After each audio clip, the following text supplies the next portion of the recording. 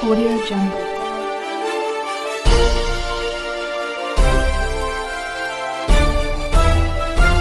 Audio Jungle. मैं रंजन कुमार, नमस्कार। अभी आप देख रहे हैं कंचन न्यूज़। इसे लाइक, सब्सक्राइब एवं बेल आइकॉन दबाना ना भूलें ताकि न्यूज़ का नोटिफिकेशन सबसे पहले आपके पास पहुंचे। अब चलिए खबरें विस्तार से। आज भी देश की पूरी संपत्ति, पूरी संस्थान पर 10% हिंदुओं का कब्जा है। अगर 24 में मनुवादी सरकार आ गया तो मनुस्मृति लागू हो जाएगा और उस मनुस्मृति में शूद्रों और महिलाओं को शिक्षा प्राप्त करने का कोई अधिकार नहीं है। कहाँ रहेंगे ओबीसी SC ST के लोग? इसी मनुस्मृति का कानून है कि ब्राह्मण कोई भी कुकर्म करे, हत्या करे, बलात्कार करे, पाप करे, वो दंड का भागी नहीं है। महिषासुर का कोई उत्पत्ति नहीं हुआ। महिषासुर, अरे भाई महिषासुर का इतिहास पढ़ लीजिएगा। अरे सब है। बता दीजिए सर। महिषासुर यादव समाज का एक राजा था, शक्तिशाली राजा था। कब वाल्मीकि रामायण ही दर्शाता है कि पहले राम कि पहले बुद्ध। अगर पहले राम होते तो वाल्मीकि रामायण में बुद्ध का जिक्र नहीं है। और आज जो सत्ता में बैठे मनुवादी लोग हैं वो कहते हैं कि भारत का मुसलमान हमारा दुश्मन है, हिंदू सब एक हो जाओ। अरे भाई मैं पूछना चाहता हूँ, हमारे 72% के लोगों पर गोबर और पत्थर फेंकने वाला कौन था? वो 10% का हिंदू था या मुसलमान था? आज भी देश की पूरी हिंदू है। अगर हम 72% हिंदू को अपना भाई समझते हैं तो भाई में भाई पूरे संपत्ति को बंटवारा कर दीजिए। मैं मान लूंगा आज से कि हम भी हिंदू हैं। नहीं तो मैं उसी मनुस्मृति को मानूंगा जो तुमने हमें शूद्र कहा है। और हम सभी 90% के लोग शूद्र हैं। जो अपने आप को हिंदू कहते हैं वो भी समझ लें कि मनुस्मृति के अनुसार, और जो आज देश में जो चल रहा है मनुस्मृति लागू करने का, अगर 24 में मनुवादी सरकार आ गया तो मनुस्मृति लागू हो जाएगा और उस मनुस्मृति में शूद्रों और महिलाओं को शिक्षा प्राप्त करने का कोई अधिकार नहीं है। कहाँ रहेंगे ओबीसी SC ST के लोग?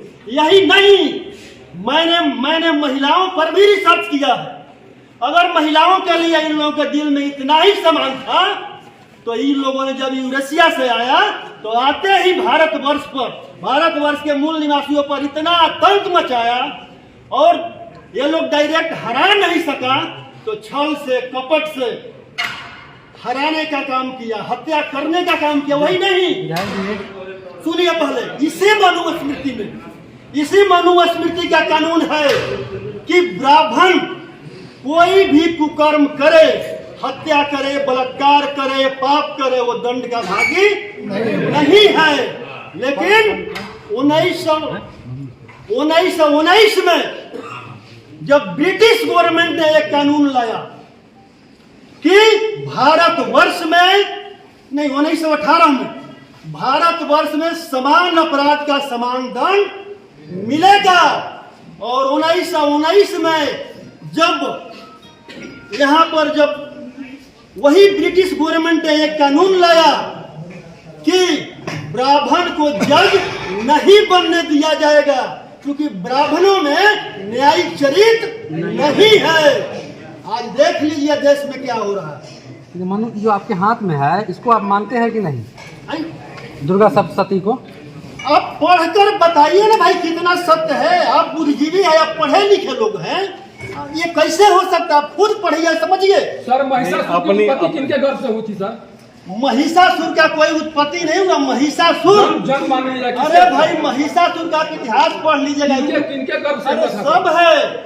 बता दीजिए सर। महिषासुर यादव समाज का एक राजा था, शक्तिशाली राजा था। उतना ही नहीं, अरे आपका जो ये वाल्मीकि रामायण है, वाल्मीकि रामायण में भी अयोध्या कांड स्वर्ग 109 चौपाई नंबर 34 को पढ़िए, उसमें क्या लिखा हुआ है?